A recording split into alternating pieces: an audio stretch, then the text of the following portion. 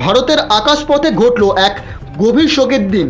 আহমেদাবাদের সর্দার বল্লভভাই পটেল আন্তর্জাতিক বিমানবন্দর থেকে উড়ানের কিছুক্ষণের মধ্যেই বিধ্বস্ত হলো এয়ার ইন্ডিয়ার ফ্লাইট AI-171।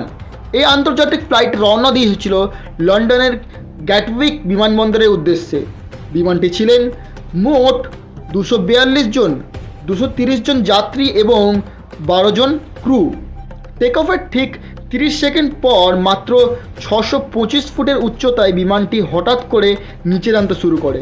মুহূর্তের মধ্যেই সেটি আছড়ে পড়ে শহরের বিখ্যাত BJ মেডিকেল কলেজের চত্বরে।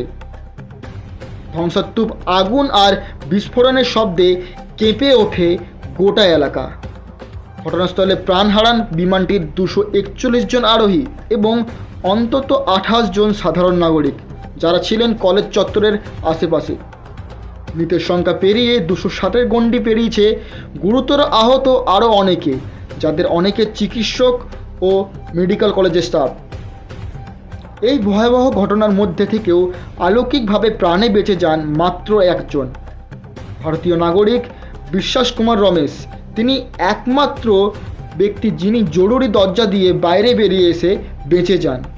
ভারতের প্রধানমন্ত্রী নরেন্দ্র মোদী দুর্ঘটনাস্থলে পৌঁছে শোক প্রকাশ করেন। টাটা গ্রুপ ঘোষণা করেছে নিহতদের পরিবার পিছু 1 কোটি টাকা ক্ষতিপূরণ দেওয়া হবে।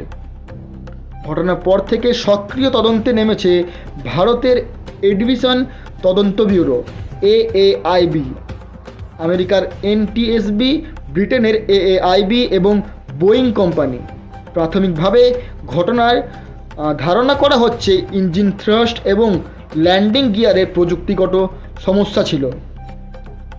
এই দুর্ঘটনা আবারও মনে করিয়ে দিল আকাশপথের ভরসা যতই থাকুক না কেন, একটি প্রযুক্তিগত বিভ্রাট কতটা বড় ট্র্যাজেডির জন্ম দিতে পারে।